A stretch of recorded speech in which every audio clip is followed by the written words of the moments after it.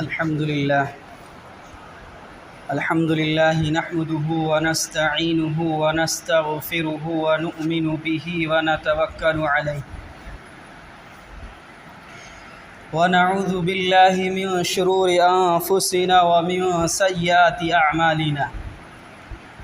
من يهده الله فلا مضل له ومن يضلله فلا هادي له ونشهد أن لا إله إلا الله وحده لا شريك له ونشهد أن محمدًا عبده ورسوله أما بعد فأعوذ بالله من الشيطان الرجيم بسم الله الرحمن الرحيم يا أيها الذين آمنوا اتقوا الله حق تقاته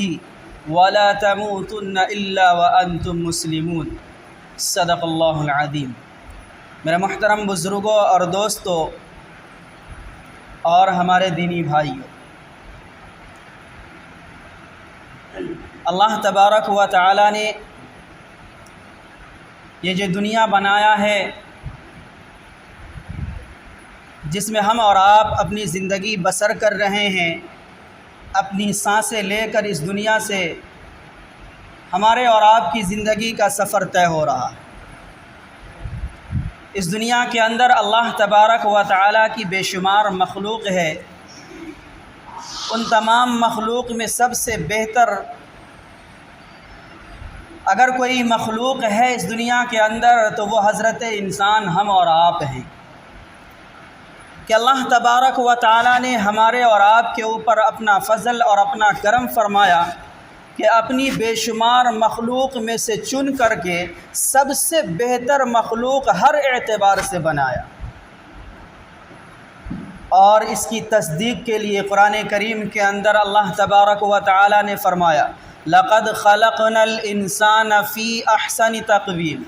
کہ ہم نے انسان کو بہترین شکل و صورت کے اعتبار سے ہر اعتبار سے بہترین سانچے میں ڈالا ہے۔ تو میرے محترم بزرگوں اور دوستو، اللہ تبارک و تعالیٰ کا ہمارے اور آپ کے اوپر بے حد ہی احسان و کرم ہے کہ اللہ تبارک و تعالیٰ نے اپنی بے شمار مخلوق میں سب سے بہتر مخلوق بہترین انداز میں بہترین سانچے میں ڈھال کر ہمیں اس دنیا کے اندر پیدا کیا۔ پھر میرے محترم بزرگوں اور دوستو، انسان ہونے کے اعتبار سے جو یہ دنیا بنائی گئی انسان کے فائدے کے لیے، اس میں ہر طریقے کا انسان پایا جاتا ہے۔ بعض انسان وہ ہیں جو اللہ رب العزت کو اپنا رب مانتا ہے، بعض انسان وہ ہیں جو اپنے اللہ رب العزت کو اپنا ایک معبود مانتا ہے، اور بعض انسان وہ ہیں اس دنیا کے اندر جسے اللہ تبارک و تعالی نے بہترین شکل و صورت دے کر اس دنیا کے اندر پیدا کیا، اس کے باوجود وہ اس کا اللہ رب العزت کا منکر ہے، یعنی اللہ رب العزت اپنا معبود ایک کے علاوہ دیگر بھی مانتا ہے، سینکڑوں معبودوں کی وہ پوجا کرتا ہے۔ تو میرے محترم بزرگوں اور دوستو، اللہ تبارک و تعالیٰ کا ہمارے اور آپ کے اوپر یہ احسان، یہ کرم ہوا کہ اللہ تبارک و تعالیٰ نے ہمیں اور آپ کو انسانوں میں سے بھی چن کر کے ایمان والا بنایا، یعنی ہم اور آپ اللہ رب العزت کو اپنا معبود برحق یا ایک معبود مانتے ہیں۔ اور اس کے ساتھ ساتھ اللہ رب العزت نے جو نبی اور رسول کا سلسلہ قائم کیا، ہم ان کے رسول اور ان کے نبیوں کو بھی سچا نبی اور سچا رسول جانتے ہیں، ان کی بھیجی ہوئی کتاب قرآن کریم کو بھی ہم سچی کتاب تسلیم کرتے ہیں۔ تو میرے محترم بزرگوں اور دوستو، اللہ تبارک و تعالیٰ کا ہمارے اوپر بہت ہی بڑا احسان ہے کہ اللہ تبارک و تعالیٰ نے ساری مخلوق میں سے چن کر کے انسان ہونے کے اعتبار سے، مخلوق ہونے کے اعتبار سے سب سے بہتر مخلوق انسان بنا کر پیدا کیا۔ پھر مزید ہمارے اوپر یہ احسان ہوا کہ اللہ تبارک و تعالیٰ نے بہترین مخلوق میں سے بھی اپنا بندہ بنا کر اپنا پسندیدہ بندہ بنا کر کے، ایمان والا بنا کر کے اس دنیا کے اندر پیدا کیا۔ میرے محترم بزرگوں اور دوستو، قرآن کریم کے اندر ابھی جو خطبے کے درمیان قرآن کریم کی ایک آیت تلاوت کی گئی ہے، یا ایھا الذین آمنوا اتقوا اللہ حق تقاتہ، جسے ہمیں اور آپ کو اس دواجی زندگی کے اندر جب ایک انسان دوسرے انسان سے ملتا ہے، رشتہ قائم ہوتا ہے، میاں بیوی کے رشتے قائم ہوتے ہیں، تو یہ آیت اس میں تلاوت کی جاتی ہے، خطبے میں یہ آیت پڑھی جاتی ہے۔ تو اس آیت کریمہ کے اندر اللہ تبارک و تعالی عام انسانوں سے نہیں، جو اپنا اللہ رب العزت کو اپنا رب مانتا ہے، یا اس کے علاوہ اور بھی جو لوگ ہیں جو اللہ رب العزت کے علاوہ معبود بھی تصور کرتے ہیں، خیال کرتے ہیں، ہر انسانوں کا تو اس میں خطاب نہیں کیا، بلکہ اللہ تبارک و تعالی اس انسان سے، اس بندے سے خطاب کر رہے ہیں، اس بندے کی طرف توجہ دلانا چاہتے ہیں جو اللہ رب العزت کو اپنا رب مانتا ہے۔ یا ایھا الذین آمنوا، ایمان والوں سے کہا جا رہا ہے، اے ایمان والو، اے مجھ کو اپنا رب ماننے والے، اے معبود برحق ماننے والو، یعنی جو شخص اللہ رب العزت کے اوپر ایمان لاتا ہے اور کلمہ طیبہ لا الہ الا اللہ محمد الرسول اللہ پڑھ لیتا ہے، اس کو اپنے دل کے اندر بسا لیتا ہے، اس سے خطاب کیا جا رہا ہے کہ ڈرو، یا ایھا الذین آمنوا اتقوا اللہ حق تقاتہ، ڈرو ایسا کہ جیسا کہ ڈرنے کا حق ہے۔ میرے محترم بزرگوں اور دوستو، جب ہم اور آپ اللہ رب العزت کے اوپر ایمان لے آئے، اپنا رب مان لیا، معبود برحق مان لیا، اس کے باوجود اللہ تبارک و تعالی ہم سے کہہ رہے ہیں کہ ڈرو۔ میرے محترم بزرگوں اور دوستو، اس کا مطلب کیا ہے کہ ہمارے ایمان والوں میں سے بہت سارے لوگ ایسے ہیں کہ ایمان لانے کے باوجود اللہ رب العزت سے ڈرنے کا جو حق تھا وہ ڈر نہیں رہے، وہ حق ادا نہیں ہو رہا ہے۔ بعض ہمارے میں سے ہم میں سے ایسے ہیں جو ایمان رکھنے کے باوجود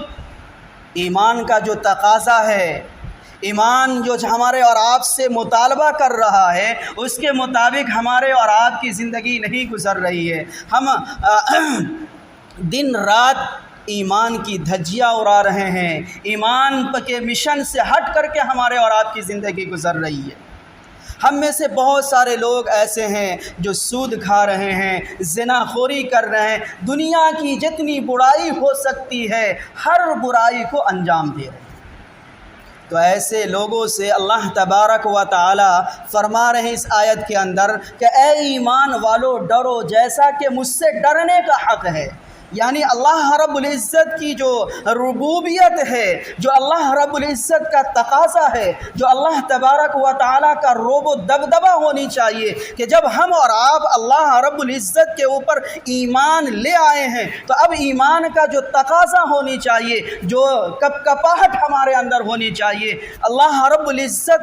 ہر وقت ہمارے ذہن کے اندر ان کی ربوبیت ہمارے دلوں کے اندر ہونی چاہیے، اس اعتبار سے کہ ہم ہمارے نظر کے سامنے ہر زندگی کے ہر مراحل میں ہم جہاں بھی ہو، چوک پر ہو، چوراہے پر ہو، بیوی بال بچوں کے اندر ہو، دوست احباب کے ساتھ ہو، جہاں بھی ہو زندگی کے ہر موڑ پر ہمیں اللہ رب العزت یاد ہونی چاہیے کہ ہم اس رب کے ماننے والے ہیں، اس رب کے بندے ہیں جسے ہمیں اپنی مرضی کے مطابق زندگی گزارنے کا ہمیں اور آپ کو حکم دیتا۔ تو میرے محترم بزرگوں اور دوستو، ہمارے اور آپ کی زندگی کیسی گزر رہی ہے، ہم اور آپ اپنی زندگی کا محاسبہ کر سکتے ہیں۔ جب اللہ تبارک و تعالیٰ نے ہمیں ایمان والا بنا کر اس دنیا کے اندر پیدا کیا،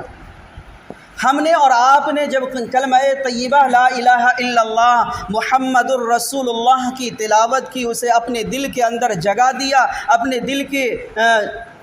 طاقوں کے اندر سجایا ہے، تو اب سب سے پہلا تقاضا یہ ہے کہ ہم اللہ رب العزت کے حکم کو مانتے ہوئے، اللہ اسلام کا جو سب سے پہلا حکم ہے نماز کی پابندی ہے، آج ہم اور آپ اپنی زندگی کا اندازہ لیں کہ ہمارے اور آپ کے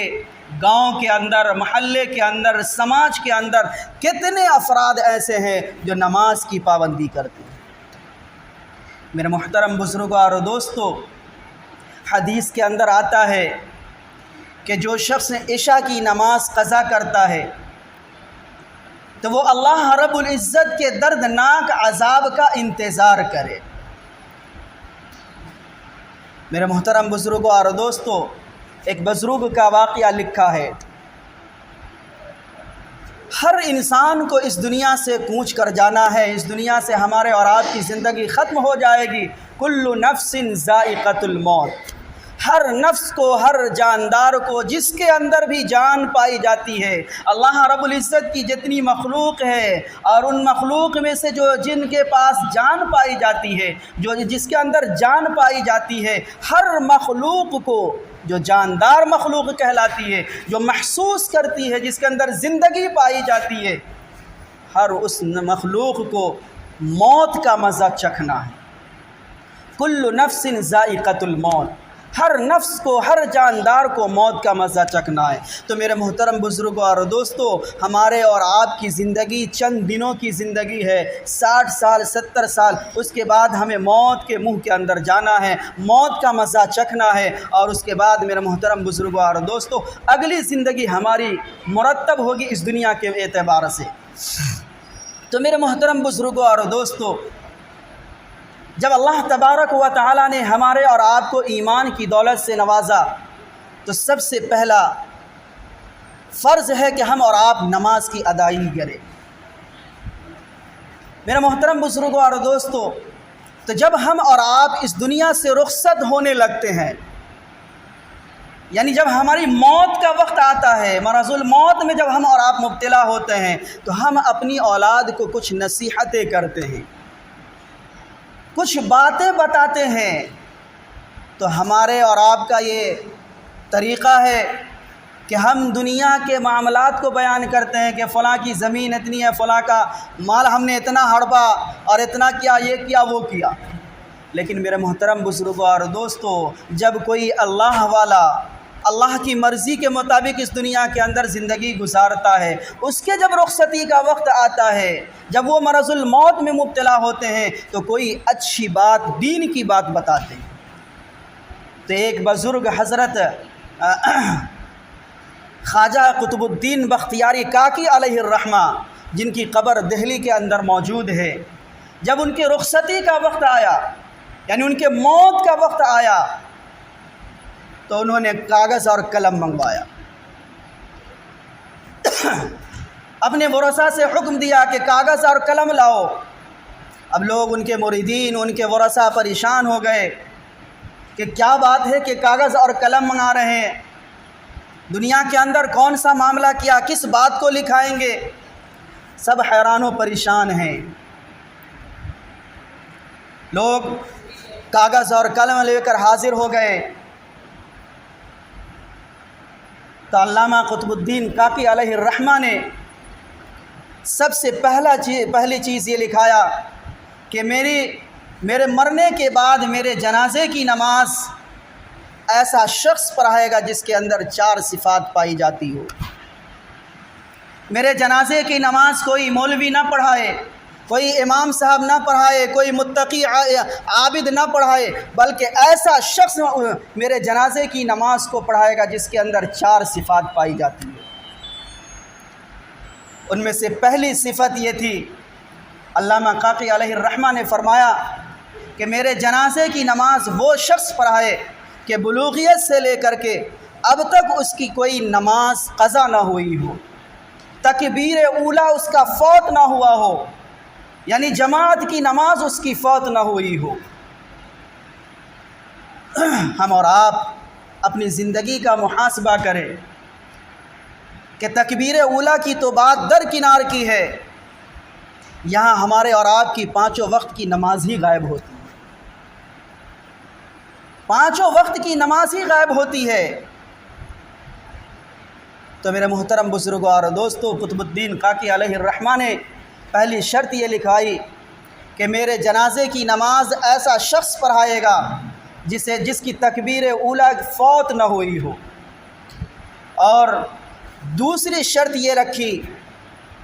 کہ میرے جنازے کی نماز ایسا شخص پڑھائے جس کے عصر کی سنت کبھی فوت نہ ہوئی ہو۔ ہمارے معاشرے کے اندر ہم جو چند لوگ نماز پڑھنے والے ہیں، بلکہ بہت سارے لوگوں کے علم میں یہ ہے کہ عصر میں کوئی سنت ہی نہیں ہے، عصر میں کوئی سنت نہیں ہے، بس صرف 4 رکعت فرض ہے، عصر سے پہلے کوئی سنت نہیں ہے۔ تو علامہ کاکی علیہ الرحمہ نے فرمایا کہ میرے جنازے کی نماز وہ شخص پڑھائے گا جس کے عصر کی سنت کبھی فوت نہ ہوئی۔ اور تیسری شرط یہ لگائی کہ جس کی کبھی تہجد کی نماز قضا نہ ہوئی، جس کے کبھی تہجد کی نماز قضا نہ ہوئی ہو۔ ہمارے اور آپ تو نماز ہی غائب ہے، تہجد تو درکنار ہے۔ اور چوتھی شرط کہ جس نے اپنی زندگی کے اندر بلوغیت سے لے کر اب تک، یعنی میرے جنازے کی نماز پڑھانے تک، کسی غیر محرم کے اوپر اس کی نگاہ نہ پڑی ہو۔ میرے محترم بزرگوں اور دوستو، پہلی 3 شرط تو اگر انسان کوشش کرتا ہے تو ہم اور آپ اپنے پابند بن سکتے ہیں، اپنی اولاد کو پابندی کروا سکتے ہیں۔ لیکن یہ جو چوتھی شرط ہے کہ کبھی کسی غیر محرم کے اوپر نگاہ نہ پڑا ہو، ایسا شخص نماز پڑھائے گا میرے جنازے کی، یہ بڑا مشکل کام ہے۔ لیکن میرے محترم بزرگوں اور دوستو، اگر انسان چاہ لے تو انسان کے بس سے کوئی باہر کی بات نہیں ہے۔ میرے محترم بزرگوں اور دوستو، ہمارے اور آپ کی زندگی کے اندر نماز ہم اور آپ دن اور رات قضا کر رہے ہیں، اس کی کوئی پرواہ نہیں ہوتی ہے۔ ایک واقعہ لکھا ہے، بلکہ حدیث ہے، کہ ایک گھوڑا بھاگتا ہوا جناب نبی کریم صلی اللہ علیہ وسلم کی خدمت میں آیا۔ پیچھے سے اس کا مالک آیا اور اس مالک نے یہ شکایت کی کہ میں اس کو کھلاتا ہوں، اس کو پلاتا ہوں، کسی چیز کی کمی نہیں کرتا ہوں، اس کے باوجود یہ روزانہ میرے گھر سے وہ بھاگ کر کے چلا آتا ہے۔ جناب نبی کریم صلی اللہ علیہ وسلم نے اس گھوڑے سے نصیحت کی کہ تیرا مالک تجھے کھلاتا بھی ہے، تجھے پلاتا بھی ہے، تیری دیکھ ریکھ کرتا ہے، پھر تو ایسی حرکت کیوں کرتا ہے کہ اس کے دربار سے چھوڑ کر کے بھاگ آتا ہے؟ تو میرے محترم بزرگوں اور دوستو، اس گھوڑے سے سبق لینے کی ضرورت ہے کہ ہم اور آپ دن اور رات میں کتنی نمازیں قضا کر رہے ہیں، ہماری زندگی کے اندر کتنی ہوں۔ ایک حدیث جو اس گھوڑے کے کان میں پڑی تھی، اس گھوڑے نے یہ جواب دیا کہ اللہ کے رسول، میں نے آپ کی زبان مبارک سے ایک حدیث سنی ہے، ایک جملہ سنا ہے کہ جو شخص عشاء کی نماز کو قضا کر دے تو وہ اللہ رب العزت کے عذاب کے لیے منتظر رہے، وہ اللہ رب العزت کا عذاب عنقریب ان کے اوپر آ جائے گا۔ تو میں اس ڈر سے کہ میرا مالک عشاء کی نماز قضا کر دیتا ہے، میں اس ڈر سے اس کے کھوٹے سے بھاگ جاتا ہوں کہ اللہ رب العزت کا عذاب اس کے اوپر آ جائے اور ہم بھی اس کے اندر، یعنی گیہوں کے ساتھ گھون بھی نہ پسا جائے، ہم بھی اس دردناک عذاب کے مستحق نہ ہو جائے۔ میرے محترم بزرگوں اور دوستو، کتنی سبق کی بات ہے کہ ایک جانور جب اللہ رب العزت، اللہ کے رسول جناب نبی کریم صلی اللہ علیہ وسلم کی حدیث کو سنا کہ اگر کوئی شخص عشاء کی نماز قضا کر دیتا ہے تو وہ اللہ رب العزت کا عذاب کا مستحق بن چکا ہے، تو اللہ رب العزت کے عذاب سے بچنے کے لیے اپنے مالک کے کھوٹے کو چھوڑ کر دوسری جگہ چلا جاتا ہے۔ آج ہم اور آپ کتنی نمازیں دن اور رات 5 وقت کی نمازیں قضا ہو جا رہی ہے، لیکن میرے محترم بزرگوں اور دوستو، ہمارے اور آپ کو کی زندگی کے اندر کوئی بدلاؤ نہیں آ رہا ہے۔ ایک نماز کی وجہ قضا ہو جانے کی وجہ سے میرے محترم بزرگوں اور دوستوں اللہ کے رسول جناب نبی کریم صلی اللہ علیہ وسلم نے فرمایا کہ اس کے اوپر اللہ رب العزت کا عذاب عنقریب آنے والا ہے۔ اور آج ہمارے گھروں کے اندر اگر ہم 4 فرد ہیں اپنے گھروں کے اندر تو چاروں نماز نہیں پڑھ رہے ہیں، کہیں 12 افراد ہیں تو 12 لوگ نماز نہیں، گھر کا کوئی فرد نماز نہیں پڑھ رہا ہے، پھر اس گھر کے اوپر اللہ رب العزت کی لعنت نہیں برسے گی، اللہ رب العزت کا عذاب نہیں برسے گا، تو میرے محترم بزرگوں اور دوستو اللہ رب العزت کی رحمت برسے گی۔ کتنے افسوس کی بات ہے میرے محترم بزرگوں اور دوستو، ہم نماز نہ پڑھ کر کے،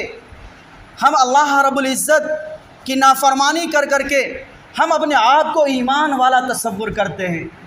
اپنے آپ کو ایمان والا تصور کرتے ہیں۔ میرے محترم بزرگوں اور دوستو، اگر ہم اور آپ یہ چاہتے ہیں کہ اللہ تبارک و تعالیٰ کی رحمتیں ہمارے اوپر برسے، اللہ رب العزت کا غضب، اللہ رب العزت کا غصہ، اللہ رب العزت کا عذاب ہمارے اور آپ کے بستیوں سے دور ہو جائے، گھروں سے دور ہو جائے، تو میرے محترم بزرگوں اور دوستو اللہ رب العزت کی مرضی کے مطابق ہمیں اور آپ کو زندگی گزارنا ہوگا۔ اس کے مطابق ہم اور آپ اگر زندگی گزاریں گے تو میرے محترم بزرگوں اور دوستو اللہ رب العزت کی رحمتیں، ان کی برکتیں، ان کی نظر کرم اللہ رب العزت ہمارے اور آپ کی زندگی کے اندر، ہمارے اور آپ کے گھروں کے اندر، ہمارے اور آپ کے محلے اور سماج کے اندر، ہماری بستیوں کے اوپر برسے گی۔ تو اگر میرے محترم بزرگوں اور دوستو ہم اور آپ چاہتے ہیں کہ ہمارا رب جسے ہم نے اور آپ نے اپنا رب مانا ہے،